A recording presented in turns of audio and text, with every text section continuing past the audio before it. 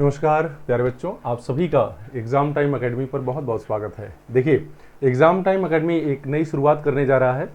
महाराजा सुहेलदेव राज्य विश्वविद्यालय जो है, इसके जो बच्चे भूगोल, अर्थशास्त्र वर्तमान समय में पढ़ रहे हैं, आगे अन्य सब्जेक्ट पर भी बात होगी। अभी जो चीज़ें आपके लिए उपलब्ध हैं, आप उसको निश्चित रूप से पढ़िए। बहुत सारे बच्चे ऐसे थे, वो निश्चित रूप से कह रहे थे कि सर आप स्टार्ट करिए, आप स्टार्ट करिए, आप स्टार्ट करिए। हम लोगों का एग्ज़ाम 15 अप्रैल से होने वाला है, 15, 16, 17 अप्रैल से स्टार्ट हो जाएगा। आप कब स्टार्ट करेंगे? मैं सोच रहा था कि अब स्टार्ट करूंगा, तब स्टार्ट करूंगा, लेकिन मैं आपकी रुचि, आपकी लगन को देखते हुए आपका जो भूगोल है सेकेंड सेमेस्टर मानव भूगोल, उसको लेकर आ गया हूं। इसी तरह से भूगोल फर्स्ट सेमेस्टर भी जाएगा, थर्ड सेमेस्टर भी जाएगा और फोर्थ सेमेस्टर भी चला जाएगा। जो लोग भूगोल विषय में अपना कैरियर बनाना चाहते हैं, निश्चित रूप से वह एग्ज़ाम टाइम एकेडमी से जुड़ें और भूगोल को एकदम आसान बनाकर आपके सामने ना प्रस्तुत कर दिया तो एग्ज़ाम टाइम एकेडमी का नाम ही नहीं। समझ में आई बात? कोई भी सब्जेक्ट जब आप उसको बहुत ही जीरो बेस से समझ लेते हैं, तब वह बहुत आसान लगने लगता है। मैं ये समझ पा रहा हूं कि वर्तमान जो परिस्थिति चल रही है, स्थिति चल रही है, उसमें बच्चे इंटर तक जो ले भी लेते हैं आर्ट साइड यानी मानविकी के सब्जेक्ट, वो बहुत ध्यान नहीं देते हैं और अंततः जब वो बीए करना शुरू करते हैं तो उनका मन नहीं लगता है। इसलिए उनको सब्जेक्ट में रुचि ही पैदा नहीं हो पाती, जिसके कारण वह उस सब्जेक्ट को क्या आसान नहीं समझते हैं, ना तो उनका मन उसमें लगता है। आप मेरे साथ जुड़िए, आपको एकदम ज़बरदस्त तरीके का मन लगा दूंगा, ठीक है। और ज्योग्राफी जान लीजिए क्या है, एक तरह से साइंस ही है, बहुत मज़ा आता है ज्योग्राफी पढ़ने में। तो आइए उसी को देखते हुए, देखिए ये केवल महाराजा सुहेलदेव के लिए इंपॉर्टेंट नहीं हुआ। जहाँ जहाँ मानव भूगोल आपका रखा गया है, चाहे वो किसी सब सेमेस्टर में हो, जिस किसी विश्वविद्यालय में हो, ठीक है, वो सबके लिए इंपॉर्टेंट है। चूंकि महाराजा सुहेलदेव विश्वविद्यालय हमारे आजमगढ़ का विश्वविद्यालय है, इसलिए मैंने वो नाम लिख दिया है। फिलहाल मानव भूगोल ये चलेगा, यहाँ के सिलेबस में है बीए सेकेंड सेमेस्टर में, तो यहाँ के बच्चों के लिए बहुत ही इंपॉर्टेंट है। यहाँ से आप ना केवल पढ़ेंगे, बल्कि कैसे एग्जाम में प्रेजेंट किया जाता है किसी भी प्रश्न का आंसर, उसको भी जान पाएंगे बखूबी। क्योंकि हमको बहुत रहा होता है, जब तक हम आप उसको एग्ज़ाम में प्रेजेंट नहीं कर पाते हैं, तब तक उस आने का कोई मतलब नहीं होता। क्योंकि शिक्षा एक चिंतन है, परीक्षा एक कला है, आप जानते हैं।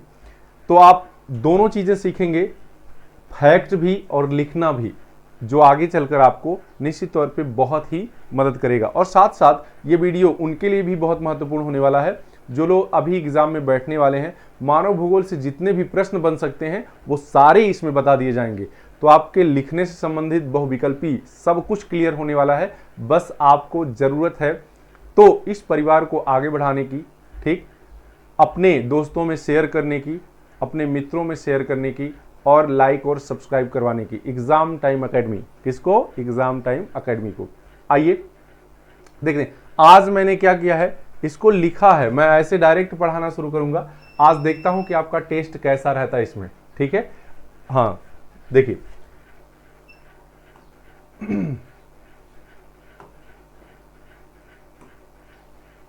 ये मानव भूगोल, ठीक है, जैसे बताया जा रहा है आप उसी तरह का नोट बनाइएगा। ये जानिए एग्जाम टाइम शेयर सीरीज नामक जो नोट होगा आपके लिए एग्जाम टाइम तक प्रोवाइड करा दिया जाएगा, जो आप बहुत ही आसानी से क्या कर सकते हैं, प्राप्त कर पाएंगे। अभी आप नोट करना होगा तो नोट, वीडियो जितनी बार देखना चाहेगा उतनी बार देखिएगा, कोई चार्जेस नहीं है। लेकिन जब इसको टाइप करवाया जाएगा तो उतना अमाउंट आपसे ले लिया जाएगा, क्योंकि टाइप कराने में भाई पैसा लगता है, ठीक है। बाकी तो फ्री ही चल रहा है। कह रहा है कि मानव भूगोल पहला चैप्टर आपका अर्थ परिभाषा प्रकृति एवं क्षेत्र, अर्थ परिभाषा प्रकृति एवं क्षेत्र। तो सबसे पहले हम मानव भूगोल का परिचय, ठीक है, क्या देंगे, परिचय देंगे। और यहां से बहुत सारे क्वेश्चन आपको आएंगे। तो देखिएगा मानव भूगोल है क्या। मानव भूगोल का विकास 19वीं शताब्दी में शुरू हुआ। कब? और मैं पॉइंट वाइज पढ़ाऊंगा, पॉइंट वाइज। आज सिविल की कापियां आप देखेंगे, बहुत सारे का सपना होगा, बहुत सारे लोग ये ना सोचें कि हमने आर्ट ले लिया है तो बहुत बेकार कर दिया, ये बेकार साइड नहीं। जितना भी आपका सिविल क्षेत्र है उसका एक अपना सब्जेक्ट होता जा रहा है और आर्ट से वो बहुत ज़्यादा रिलेटेड है। समझ में आई बात? तो आप अपने को आर्ट विषय लेकर, यानी भूगोल, इतिहास, नागरिक शास्त्र पढ़कर कमजोर मत समझिए। ये सब्जेक्ट बहुत अच्छे हैं, बस आप पढ़ना शुरू करिए इसको। पहली लाइन में कि मानव भूगोल का विकास 19वीं शताब्दी में शुरू हुआ। कब शुरू हुआ? 19वीं शताब्दी में। मानव भूगोल के जनक कौन है? हाँ देखिएगा, मानव भूगोल के जनक जर्मन भूगोलवेत्ता फ्रेडरिक रेटजल हैं। कौन है? फ्रेडरिक रेटजल हैं। ये आपको कहते हैं ना कि यहां दो प्रश्न बन गया। आगे चलकर आपसे पूछा जाएगा कि मानव भूगोल के जनक कौन है? फ्रेडरिक रेटजल हैं। फिर पूछा जाएगा कि फ्रेडरिक रेटजल हैं कहाँ के? तो वो कहाँ के हैं? जर्मनी के हैं। यानी दो क्वेश्चन यहीं से है और टीजीटी, पीजीटी, नेट, पीएचडी तक के प्रश्न पूछे जाएंगे। इसलिए अभी से अपनी तैयारी भी तैयार कर रखिए। और चूंकि हम लोग एग्जाम दिए हैं, सिलेक्शन लिए हैं, तो हमको ये पता है कि कहां से क्या क्वेश्चन पूछा जाएगा। कह रहा है कि जिन्होंने इससे संबंधित महत्वपूर्ण पुस्तक कौन सी लिखी है? देखिए, एंथ्रोपोजाग्राफी। कौन सी लिखी है? एंथ्रोपोजाग्राफी लिखी है। यहां से बस 3 लाइन से 4 क्वेश्चन बने हैं। 3 लाइन से 4 क्वेश्चन बने हैं, नोट करते जाइएगा। क्लियर? तो आपको समझ में आ गया कि मानव भूगोल का विकास 19वीं शताब्दी में शुरू हुआ। मानव भूगोल के जनक के रूप में किसको जाना जाता है? जर्मन भूगोलवेत्ता फ्रेडरिक रेटजल को, जिन्होंने इसके ज्ञान से संबंधित कौन सी पुस्तक लिखी? एंथ्रोपोजोग्राफी। आगे देखिए, ना समझ में आए तो बताइएगा। देखिए, ये बीच में लिख दिया गया था, इससे आगे बढ़ जाइए। फिर करेक्ट, इसका परिचय देते हुए प्रोफेसर ब्लास, इनका नाम आप जान रहे होंगे, ठीक है? प्रोफेसर ब्लास ने कहा, मानव भूगोल भौगोलिक ज्ञान के सम्मानित तने का नवीनतम अंकुर है। कभी कभी यह स्टेटमेंट ही पूछ दी जाती है कि ये किसने कहा है। ठीक, तो इसको भी नोट करिएगा कि मानव भूगोल क्या है? मानव भूगोल भौगोलिक ज्ञान के सम्मानित तने का नवीनतम अंकुर है। फिर मानव भूगोल ही समस्त भूगोल का एक आवश्यक अंग है। मानव भूगोल ही समस्त भूगोल का एक आवश्यक अंग है। यह मानव तथा पृथ्वी के भौतिक वातावरण के पारस्परिक संबंधों का अध्ययन करता है। मानव भूगोल क्या है?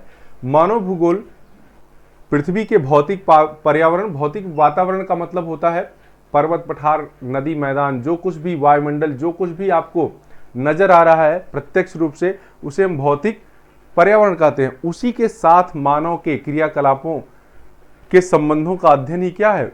मानव भूगोल है। ठीक है, क्योंकि मानव जब यहां जन्म लिया है तो इसको अपने लायक बनाने का काम किया है, इसको अपने लायक बनाने का काम किया, अपने अनुसार ढालने का काम किया है। पहले मानव प्रकृति का एक अंग था। आदिवासियों का जीवन आप देख लीजिए, बहुत सारे यूट्यूब चैनल पर दिखाई देंगे। वो जो कुछ भी मिलता है उसी को खाते हैं, प्रकृति से एकदम करीब रहते हैं। लेकिन आपने को देखिए, हमने बहुत सारी चीजें बदलने की कोशिश की है, चेंज करने की कोशिश की है। तो यही कह रहा है कि पृथ्वी के भौतिक वातावरण के पारस्परिक संबंधों का अध्ययन है, किसके? मानव के। ठीक है, मानव भूगोल। आगे देखिए, अब ये वो तो परिचय था। क्या था? परिचय था। आप व्यवस्थित ढंग से लिखिएगा एग्जाम में, इंट्रोडक्शन यानी परिचय। अब है ये अर्थ। अर्थ में क्या लिखेंगे?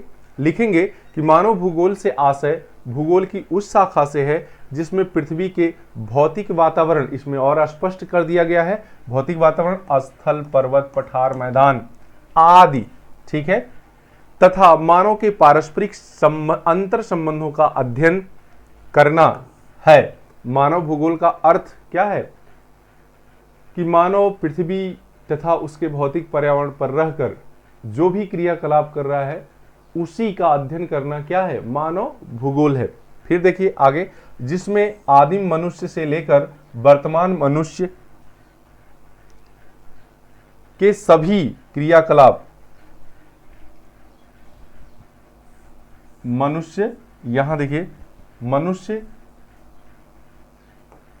के सभी क्रियाकलाप, मनुष्य के, यहां सभी कर लीजिए, तब सेंटेंस का सीधा अर्थ निकल पाएगा, के सभी क्रियाकलाप तथा उससे निर्मित स्थलाकृतियां, उससे निर्मित सांस्कृतिक वातावरण का अध्ययन शामिल है। सांस्कृतिक वातावरण का मतलब ये जो आप देख रहे हैं, घर है, मकान है, भवन, ठीक, और तमाम तरह के आर्थिक क्रियाएं हैं, सामाजिक क्रियाएं हैं, ठीक है, मानव ने तमाम तरह के नियम कानून गढ़े हैं, इन सभी को ही क्या कहते हैं, सांस्कृतिक वातावरण। मानव ने जो कुछ भी प्रकृति के अलावा पैदा किया है यहाँ पर, उन सभी को हम सांस्कृतिक वातावरण कहते हैं, ठीक है, ये सब इसमें शामिल है। ये अर्थ के अंदर आप लिख देंगे तो एग्जामिनर ये समझ जाएगा कि नहीं, बालक को या बच्ची को ये सारी चीजें पता है, यानी मानव भूगोल स्पष्ट रूप से वो जान पा रहा है क्या है। आगे देखिए परिभाषा। चूंकि आपका प्रश्न जैसे डिवाइड रहता है उसी के हिसाब से नंबर भी बटा रहता है, तो उसी के अनुसार आंसर को सजाने का काम किया गया है कि जैसे भी पूछे, कभी कभी आपको प्रश्न पूछता है कि मानव भूगोल के अर्थ और परिभाषा लिखते हुए विषय क्षेत्र को लिखिए। चाहे प्रश्न किसी भी तरीके का आए, इसी एक वीडियो में पूरा चैप्टर आपका समाहित कर दिया गया है। एक वीडियो आप देख लीजिए, आपका पूरा काम हो जाएगा, ठीक। कह रहा है कि मानव भूगोल को बहुत से भूगोलवेत्ताओं ने परिभाषित करने का प्रयास किया है। प्रमुख परिभाषाएं निम्नलिखित हैं। ये आपको लिखना पड़ेगा क्योंकि मानव भूगोल को कोई एक व्यक्ति ने परिभाषित करने का काम नहीं किया है, बहुत सारे लोग परिभाषित करने का काम किए हैं। लेकिन आप सबकी परिभाषा ही लिखने लगेंगे तब तो सुबह से शाम हो जाएगी। 3 घंटे का पेपर आपको देना होता है, केवल कितना, 3 घंटे का पेपर केवल आपको देना होता है। हाँ देखिएगा फैन चल रहा था, उसकी आवाज आपको जा रही होगी, तो उससे बहुत ज्यादा डिस्टर्ब मत होइएगा। हाँ मैं भूल गया फैन बंद करना। खैर आपको जितना भी पढ़ाया जा रहा है, जितना भी वो सब दिख रहा है, हाँ क्योंकि अभी ध्यान गया उस पर तो फैन बंद करना पड़ा है। चलिए कहते हैं कि आप मेहनत करिए, हम आपके साथ हैं, चाहे गर्मी लगे चाहे कुछ भी हो। देखिए तो उसमें से जो प्रमुख परिभाषा, सबसे नंबर 1 की परिभाषा जो है सैंपल की लगती है, ये पूछा गया प्रश्न है कि किसकी शिष्या हैं, थिएरेटजेल की शिष्या हैं, ये अमेरिका की हैं। कहाँ की हैं? अमेरिका की हैं। ये भी प्रश्न पूछा जाता है। अभी आगे एक चैप्टर आगे दिया है, उसमें सारे लोगों का मैं यही बताऊंगा। इन्होंने कहा कि मानव भूगोल गतिशील पृथ्वी एवं क्रियाशील मानव के परिवर्तनशील संबंधों का अध्ययन है। क्या है? मानव भूगोल गतिशील पृथ्वी, आपकी पृथ्वी क्या कर रही है? गति कर रही है, ठीक है, और मानव जो उस पे है वह क्रियाशील है। सुबह उठता है मनुष्य और शाम तक वो विभिन्न तरह के काम काज कर रहा होता है, इसी को मानव की क्रियाएं कहते हैं, जिसका एकमात्र उद्देश्य है अपना पेट भरना और समाज में पद और प्रतिष्ठा प्राप्त करना। आप जिन विद्यालयों महाविद्यालयों में बैठकर अध्ययन कर रहे हैं, हालांकि वो जमाना निकल गया, ज्यादातर लोग घर पर ही पढ़ रहे हैं, ठीक, तो इसीलिए ऑनलाइन आप आना पड़ा है कि ताकि आप घर पे ही हैं तो केवल डिग्री मात्र मत लीजिए, ज्ञान लीजिए, क्योंकि ज्ञान से आपको सफलता मिलेगी। डिग्रियां ऐसी रखी रह जाएंगी। जो कंपटीशन का लेवल इस समय चल रहा है, निश्चित रूप से आपको पढ़ना पड़ेगा, ठीक है। हाँ फिर इन्होंने क्या कहा? मानव भूगोल गतिशील पृथ्वी एवं क्रियाशील मानव के परिवर्तनशील संबंधों का अध्ययन है। किसका? परिवर्तनशील संबंधों का अध्ययन है, मतलब मानव ने पृथ्वी पर रह के बहुत सारे परिवर्तन किया है, उन्हीं का अध्ययन करना मानव भूगोल का विषय है। क्लियर हो गया? बहुत अच्छा बात, बहुत अच्छी बात है। आगे देखिए, प्रोफेसर जीन ब्रून्स एक भूगोलवेत्ता हैं। 4 परिभाषाएं मैंने ली हैं। इन्होंने क्या कहा है कि मानव भूगोल उन सभी तथ्यों का अध्ययन है जो मानव के क्रियाकलापों से प्रभावित होते हैं। मतलब पृथ्वी पे रहकर मानव जो कुछ भी अपने क्रियाकलाप से बनाया है, निर्मित किया है, जिसको सजाया है, संवारा है, उन सभी का अध्ययन करना ही क्या है? मानव भूगोल है। आप चारों तरफ नजर डाल लीजिए, प्राकृतिक वस्तुओं के अलावा जो कुछ भी दिख रहा है, आप यहां तक जिस बिल्डिंग में बैठ के पढ़ रहे हैं, ठीक है, उसको मानव ने बनाया है, वो प्रकृति से ने पैदा नहीं किया है। आप जिस पेन कापी से पढ़ रहे हैं उसको मानव ने बनाया है। जो आपके बैठने का काम कर रहा है चेयर, उसको भी मानव ने बनाया। आप जिस वाहन पे बैठकर विद्यालय तक जा रहे हैं वो भी मानव। तो इन्हीं सभी को हम क्या कहते हैं, मानव के क्रियाकलाप के द्वारा निर्मित उत्पाद या सांस्कृतिक वातावरण कहते हैं। आगे देखिए रेटजल की परिभाषा, ठीक, वो तो शिष्य की परिभाषा थी। रेटजल क्या कहेंगे, मानव सर्वत्र वातावरण से संबंधित होता है। मानव कहीं ऐसा नहीं कि जहां उसके साथ पर्यावरण ना हो, वातावरण ना हो, ठीक है, जो स्वयं भौतिक दशाओं का योग है, जो स्वयं मतलब क्या है कि मानव सर्वत्र भौतिक पर्यावरण से संबंधित होता है और मानव भी उसी भौतिक पर्यावरण का भी क्या है, एक योग है, मतलब उसका एक अंग आप समझ सकते हैं, क्योंकि मानव को भी कौन बना रहा है, प्रकृति ही बनाई है। ठीक है, आगे ब्लास की परिभाषा है कि मानव भूगोल विचारकों के विकास की एक अभिव्यंजना है। ये इसी तरह का स्टेटमेंट आया है बहुत सारे एग्जाम में। ये किसने कहा है, क्या कहे हैं कि मानव भूगोल विचारकों के विकास की एक अभिव्यंजना है, ना कि भौगोलिक ज्ञान के विस्तार और खोज का कोई तात्कालिक परिणाम। मतलब क्या है, मतलब ये कहना चाह रहे हैं कि ये कोई नया या तात्कालिक परिणाम नहीं है, ये हो रहा था पहले से। मानव ने एक नया नजरिया प्रस्तुत किया है इसको देखने का, समझने का। भूगोलवेत्ताओं ने इसको एक नई शाखा देने का काम किया है, ये पहले से घटित हो रहा था। समझ में आई बात? तभी इनका कथन है कि मानव भूगोल विचारकों के विकास की एक अभिव्यंजना है। विचारकों के विकास की एक अभिव्यंजना है कि जो मानव ने निर्मित किया उसको अलग से पढ़ा जाए, उसको अलग से लिखा जाए। ठीक है ना जी, ताकि चीजें आसान हो जाए। आगे देखिए, कह रहा है कि परिभाषाओं का स्पष्टीकरण। जब आप परिभाषा लिखते हैं, 2-4 जितनी आपको आ रही होती हैं, 2 तो कम से कम लिखिए, 3-4 हो जाती हैं तो और अच्छी बात है। और नहीं लिख पाइए हूबहू, परिभाषाओं का मतलब हूबहू लिखना होता है।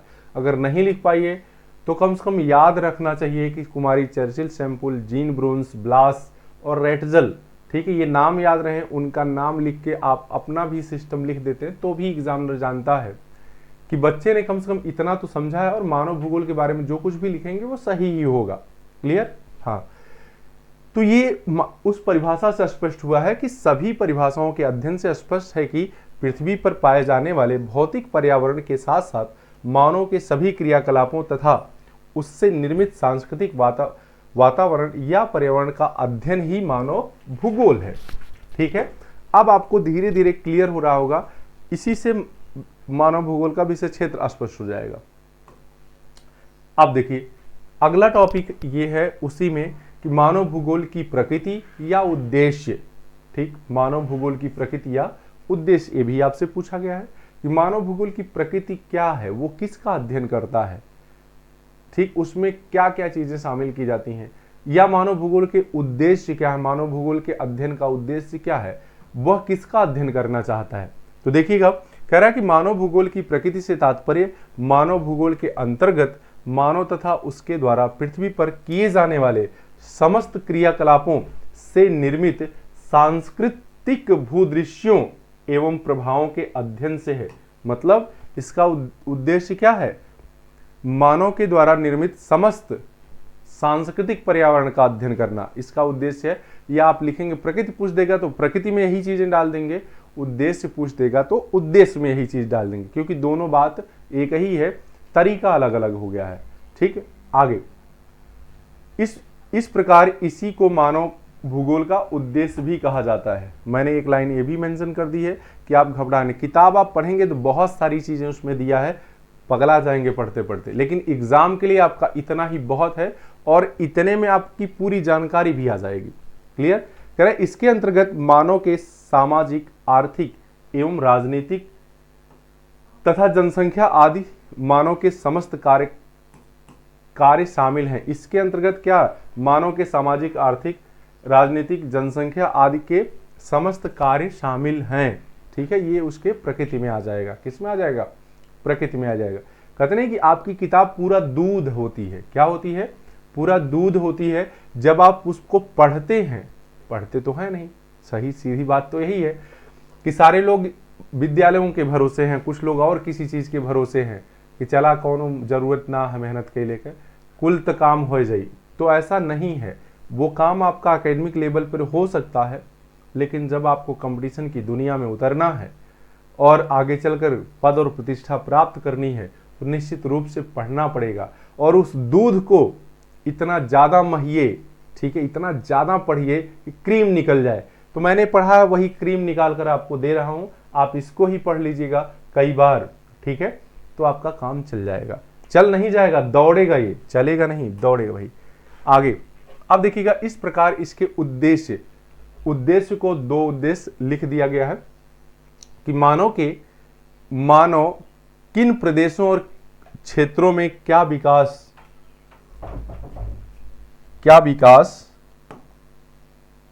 ये छोटा सा है, विकास किया है, निर्माणात्मक या विध्वंसात्मक।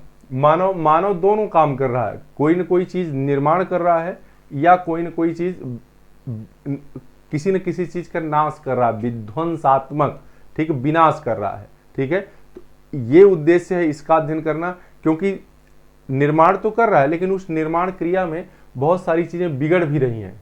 बिगड़ना ही विध्वंसात्मक का जो एकदम सरल रूप है उसको बिगड़ना कहते हैं। और इसी बिगाड़ने के कारण ही तमाम तरह की, जान लीजिए, परेशानियों ने जन्म लिया है, ठीक है। उसका एक अलग टॉपिक है, उसको देखा जाएगा, लेकिन आप समझ लीजिए मानव के क्रियाकलाप हर क्षेत्र में, ठीक है, क्या निर्माणात्मक और विनाशात्मक या विध्वंसात्मक दोनों तरह के क्रियाओं का अध्ययन किया जाएगा, इसका उद्देश्य है। फिर दूसरा है कि मानव और पर्यावरण यानी वातावरण के ऐसे कौन से पारस्परिक संबंध है जिसके फलस्वरूप समस्त विश्व एक पार्थिव एकता के रूप में दृष्टिगोचर होता है। इसका उद्देश्य ये भी है कि हम ये जान पाएं कि वह मानव और पर्यावरण का कौन सा ऐसा संबंध है, ठीक है, जिसके कारण आज समस्त विश्व वसुधैव कुटुंबकम, ठीक है, कि एक सीमा में बंधा जा रहा है। आज देखिए बहुत सारे ऐसे हैं, नेट है, बैंकिंग है, इंटरनेट की दुनिया हो गई, सर्वर दुनिया भर।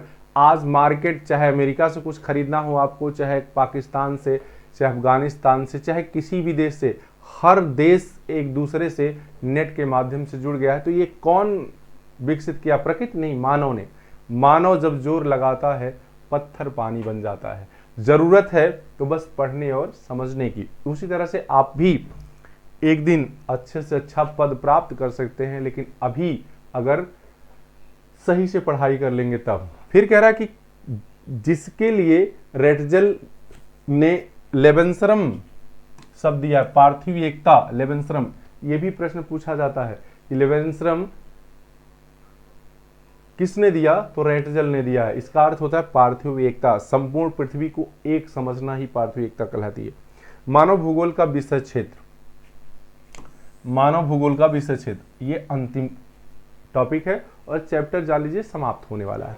कह रहा है कि मानव भूगोल के विषय क्षेत्र से संबंधित बहुत से भूगोलवेत्ताओं ने अपने अपने मत दिए हैं।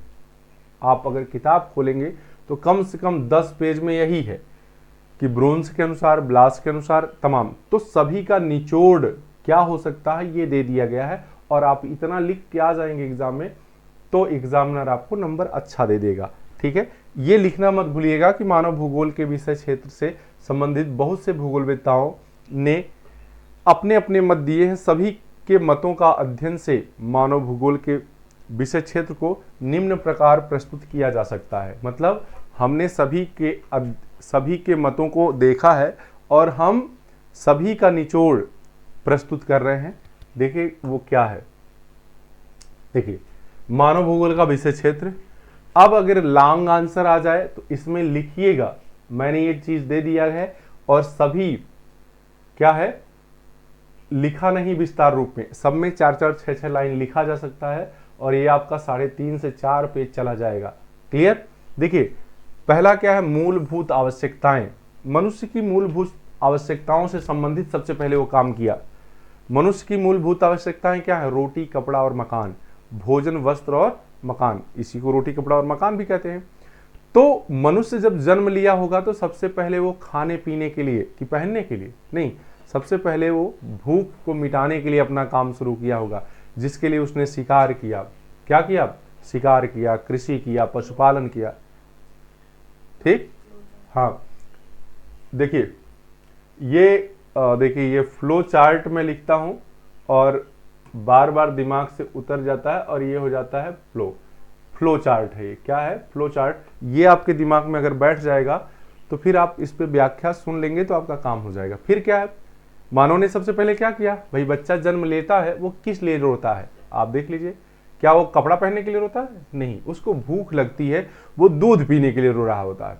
उसी तरह से मानव ने जब जन्म लिया सबसे पहले, तो वह भूख लगी उसको। उपभोग तभी पहले आता है। जो लोग अर्थशास्त्र भी पढ़ रहे होंगे जान लीजिए, यहीं से आता है उपभोग। तो भोजन प्राप्त करने के लिए उसने शिकार किया, पशुपालन किया और क्या किया? कृषि किया। इन सभी को इसीलिए क्या किया? प्राथमिक आर्थिक क्रिया में रखा जाता है। ये सब आप लिख सकते हैं। फिर उसने जब उसका पेट भरा, धीरे धीरे समझदारी विकसित हुई, तब उसको शर्म आना शुरू हुई। क्या?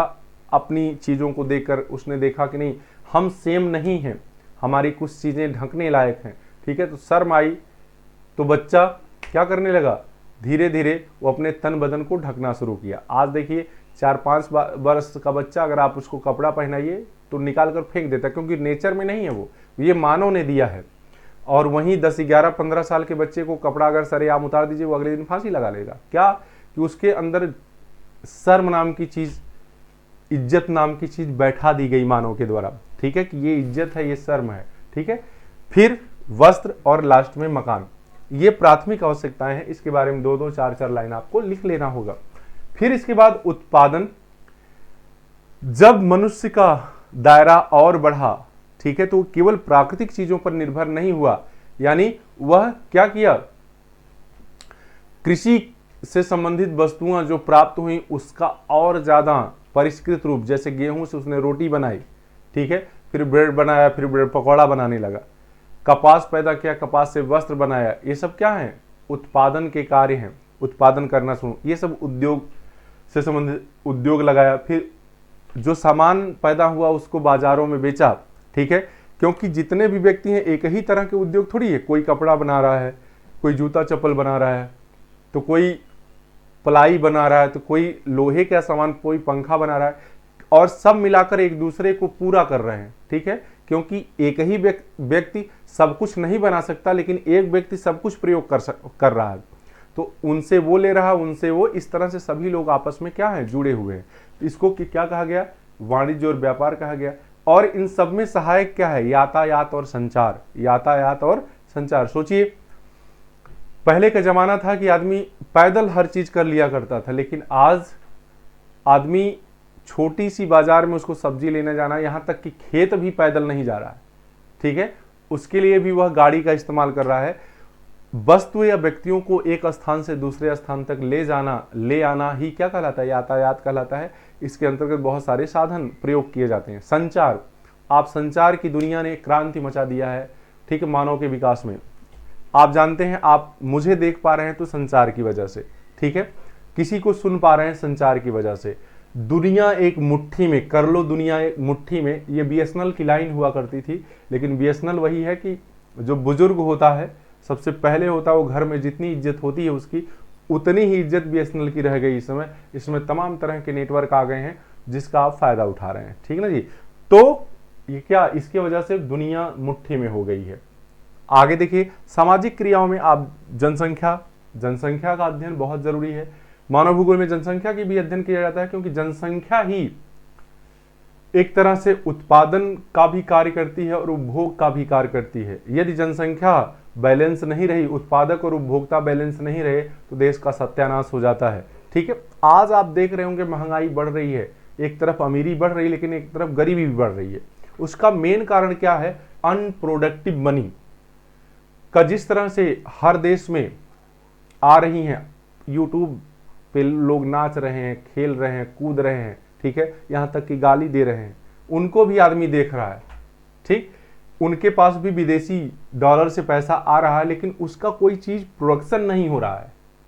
और जब तक प्रोडक्शन नहीं होगा, केवल मनी पैदा होगी, तब महंगाई पैदा होगी। क्यों?